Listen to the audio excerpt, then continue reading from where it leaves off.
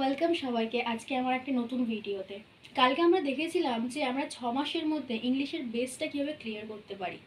যে প্রথম 3 মাসে যে গ্রামাটিক্যাল পার্টটা আমরা শেষ করব সেই সময়ের আজকে হচ্ছে প্রথম দিন। আজকে আমরা শুরু করব যে গ্রামারটাকে কিভাবে আমরা স্টার্ট করতে পারি।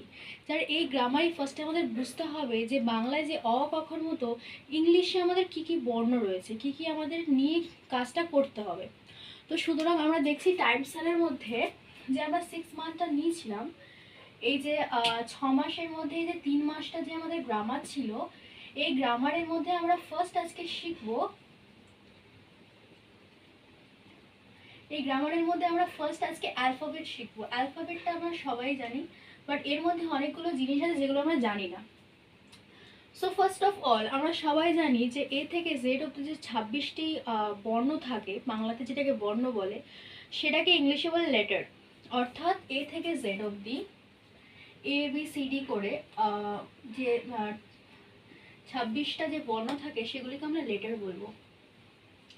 ওকে, আর এই যে হোল জিনিসটাকে, এই যে 26 যে লেটার আমরা পাচ্ছি সেটাকে আমরা বলবো অ্যালফাবেট।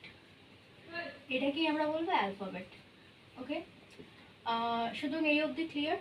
অ্যালফাবেট বলছি, এরপরে আমরা শুরু করব যে অ্যালফাবেট থেকে আমরা ওয়ার্ড কি করে তৈরি করব। এই যে 26টা লেটারগুলোকে দিয়ে আমরা যখন একটা শব্দ তৈরি করতে শিখব সেগুলোকে আমরা বলবো ওয়ার্ড। আসল জিনিসটা হচ্ছে এই ওয়ার্ড নিয়েই খেলা। এরপরে আমরা যখন অনেক রকম গ্রামাটিক্যাল কারেকশন করতে শুরু করব তখন আমরা দেখব যে এর উপরন্তু যে আমরা কীভাবে টেন্স তৈরি করব, আস্তে আস্তে সেন্টেন্স তৈরি করব। যেমন একটা ওয়ার্ড লিখি boy. Okay, so here is a word, এটা হচ্ছে এটা ওয়ার্ড। সো অ্যালফাবেট, এটা হচ্ছে অ্যালফাবেট, এটা হচ্ছে ওয়ার্ড। আর যদি এই ওয়ার্ডগুলো এতগুলো লেটার মিলে একটা অ্যালফাবেট তৈরি হচ্ছে, এতগুলো লেটারের পরে অ্যালফাবেট মিলে তৈরি হচ্ছে ওয়ার্ড। আর যখন আমরা বলবো হি ইজ আ বয়, এখানে 4টে ওয়ার্ড আছে, 1 2 3 4, 4টে ওয়ার্ড মিলিয়ে এখানে আমরা তৈরি করছি সেন্টেন্স।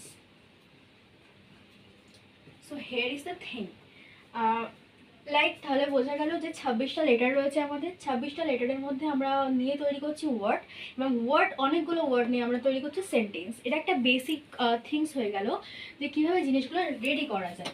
এবার আমরা এই যে ফার্স্ট থিংসটা নিয়ে স্টার্ট করেছিলাম যে ওয়ার্ড নিয়ে কীভাবে আমরা জিনিসটাকে তৈরি করতে পারবো। ফার্স্টে আমাদের বুঝতে হবে যে ওয়ার্ড ইংলিশে কত রকমের হয়। ইংলিশে ওয়ার্ড মোট 8 রকমের হয়, সেগুলোকে আমরা বলি পার্টস অফ স্পিচ। এবার পার্ট অফ স্পিচটা কি বলে না, মানুষ যখন একটা কথা বলে তার প্রত্যেকটা কথার প্রত্যেকটা পার্টস থাকে, এই যে প্রত্যেকটা পার্টসকে বলা হয় পার্টস অফ স্পিচ। এই পার্টসগুলোকে আমাদের জানতে হবে।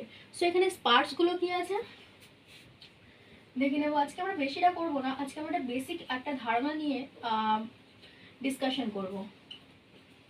একটা স্পিচের মধ্যে, একটা কথার মধ্যে কতগুলো পার্টস থাকতে পারে, কতগুলো অংশ নিয়ে একটা পুরোপুরি বাক্য বা একটা কথা তৈরি হতে পারে।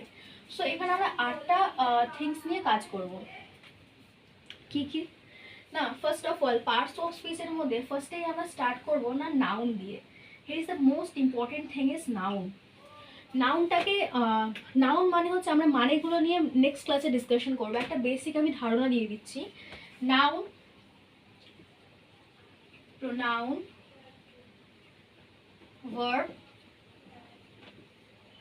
adjective, adverb, preposition, conjunction, and last is interjection.